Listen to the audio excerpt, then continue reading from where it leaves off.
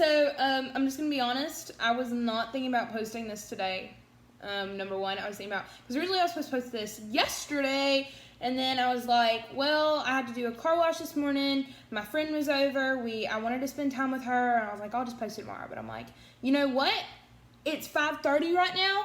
I can post this before 7. Let's do this. So I'm gonna post this, and it's gonna be great. I'll wait to pass it down to this next wonderful person. So let's get the show on the road.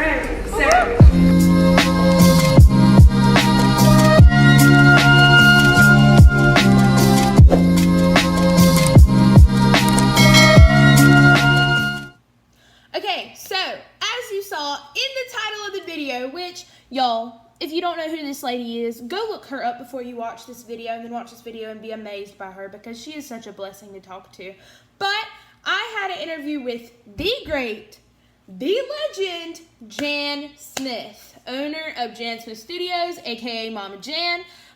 Just to give you a little background, I don't want to give too much because she talks about herself in the interview and introduces herself. But she has worked with Justin Bieber, Usher, Nicki Minaj, the band Perry. But she's literally worked with like the icons, the stars. She is OMG. So you guys should really go and follow her on her Instagram, which I will have right here. And plus, I just posted on my Instagram, so you guys go like and comment on that right here. But let's go ahead and get into the video. What I do want to say real quick though is her talking, my talking a little bit, maybe a little behind because of the internet connection. We live about 4 hours away. Plus, I don't know if she was actually in Atlanta or if she was somewhere else because she travels all around the world. But I hope you guys enjoy it, and I hope this video blows up. So please, please, please, if you can, share it. And let's listen from Mama Jan. How are you today? Thank you for waiting on me. I was just finishing up with a client. Of course, no problem. Thank you so much. I am so honored to get to speak with you. Thank you so much. You're welcome. I'm going to turn this down just a little bit. There you go. Okay. All right. Yes, ma'am. So I'm not going to keep you long, and I think you already know, but I do have this recording because your assistant told me I have permission to put it on my YouTube channel. So absolutely. Again, thank you so much. This is like huge for me, so I'm so excited. You're welcome. You're welcome. Thank you. Of course. So can you go ahead and introduce yourself a little bit? Sure. I'm Jan Smith. I'm known kind of industry-wide as Mama Jan Smith.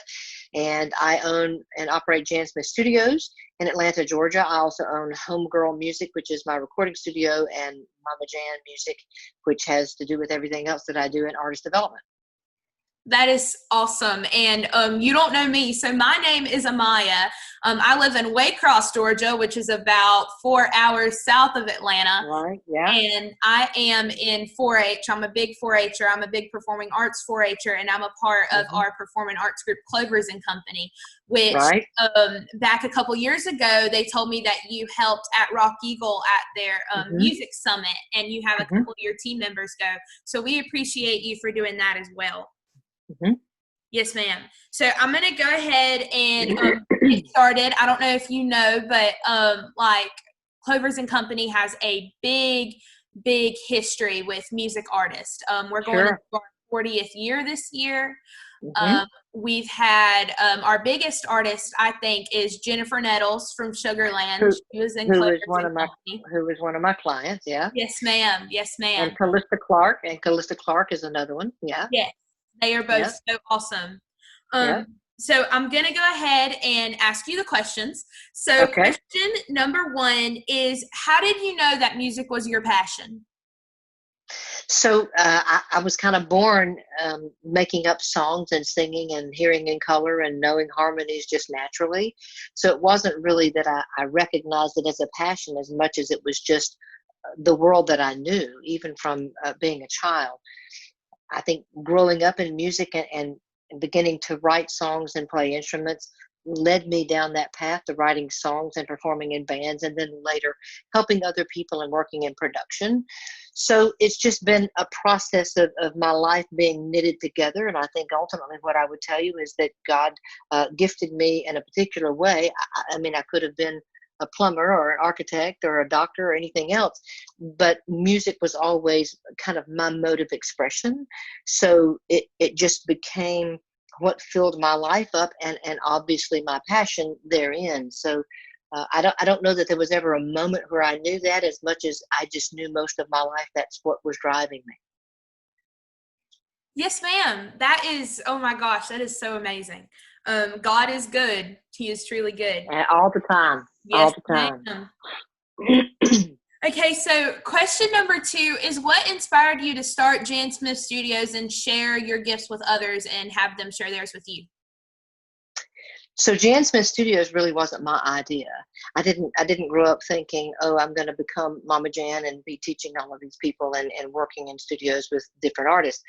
My motivation was always really selfish as an artist, because I was the artist coming up, writing songs, doing what I wanted to do, play my music, write my songs, record, and then touring.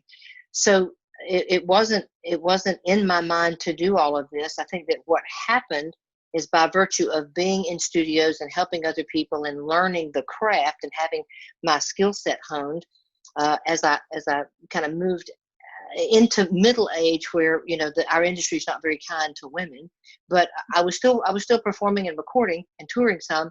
I was buying a piece of gear, and a guy that ran a rock guitar school, which was kind of unusual 33 years ago. He said, hey, you're that chick around town that sings rock and roll music. I know about your voice. And he said, I've got a guy that's losing his voice, and he's in a popular rock and roll band. He said, do you think that you could help him? And I said, yeah, I think I can. So I started with one client working in that rock and roll guitar school, and it helped him. It helped improve his vocal stamina and keep his voice. And so word kind of got out that I was catering to, what I call street singers like me, rock singers, R&B singers, rappers, gospel singers, people who were not necessarily going to seek out classical instruction, but who needed the help. And also because I spoke the language, I had the vernacular of being a rock and roll singer. So I also, I understood what people were up against playing in clubs, being on buses, doing tours and all that. So it translated into a really beautiful way of helping other people. And God just blessed the work of my hands and grew that into a business. And 33 years later, it's like, wow, I'm grateful. I just never planned on it, Yes, ma'am. That is so amazing. And you have such a legacy. I have, the way I found out about you actually was I was talking with our directors, and I was like, oh, Mama Jan. Okay. So I went and I looked you up and I researched you, and I'm like, oh my goodness, this lady is amazing. She has such a good history. Not only has she worked with so many people, but she has such a kind heart and such a giving heart. And it's just amazing. So thank you so much. Of course. Thank you. And my last question for you is, what is the best advice you can offer other musicians like myself and other aspiring singers, rappers in any genre? Well, that's a big question, because it has to do with a lot of things. I mean, the first thing I would tell you as a singer and as a human being, to take care of your body, take care of your mind, take care of your body, because as a singer, as a vocalist, your body is your instrument. And unlike being a guitar player, I can take my guitar and put it in a case and not worry about it till the next time I pull it out. But my vocal cords go with me everywhere, and they're also exposed to everything I do, not just the food that I eat and the water that I drink, but also anything that I breathe or any other things that I might ingest or be around.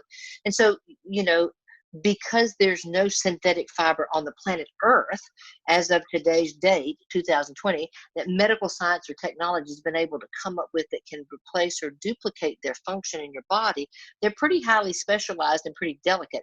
So learning how to really organically take care of your body. I mean, God created us organically, so we really should be a little closer to that model, will help you to preserve your vocal integrity. I think past that point, I would tell you that, the music business is a business. We all love music, and we're driven to do it because it's self-expression. It helps us to communicate with other people. We want to be, we want people to love our music and our gifts and our creativity. But the music business is something that people fail to recognize the business component. They do music because they love music. But to be successful in business, you need to understand business. As the creator, You are the commodity. And that's a really hard thing because it's personal. It's not like a pair of flip-flops. But I tell my artists all the time, you really are kind of like a pair of flip-flops. And there are a plethora of different kinds of flip-flops. So what made you buy the flip-flops that you have? And you have to look at yourself as an artist as being kind of like in the flip-flop store. What's going to make the consumer walk in there and look at all these flip-flops and kind of go, that's the pair for me? And that's how you begin to establish yourself as a product. And you have to, kind of look at it non-emotionally, but really begin to build the business of music around what you love to do. And that allows you to curate it so that you can continue to do what you love and make a living at it at the same time. Otherwise, it's okay to call it a hobby and stay home and play music for your friends. And there's no shame in that. There's no shame in that whatsoever. But if you're going to enter the music business, you need to truly understand that it's not music because your mama loves you. It's not music because you're creative and so are a billion other people. It's music business, and there are certain things that go along with that. Does that make sense? Yes, ma'am. That makes perfect sense. I loved the flip-flop example. That was good for my brain. I really understood that. That's a really good analogy. Cool. Yes, ma'am. So again, thank you so much. And I just wanted to point out real quick that, like I said, I follow you on social media, and you have really been up to date with like what's going on right now in the world. And I just want to thank you for that and being there and being present. Not only Absolutely. all of the communities that you deal with human rights and stuff. And I know that you push that heavily. So just thank you so much for all that you do, not only in music, but outside of it. You're welcome. And tell all of your folks that they can keep up with me on all of my socials are Mama Jan Music. That's MAMAJAN and music.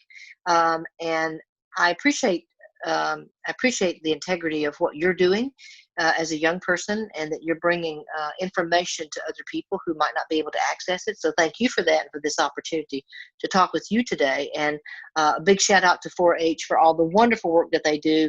And because I had been exposed to, the Clover kids, and really appreciate what 4-H has done to continue to foster great education and creativity in you young people. So keep up the good work. Thank you so much, Mama Jan, and thank you for taking time out of your busy schedule to speak with me. You're very welcome. We'll see you next time. See you next time. Bye-bye. Bye-bye.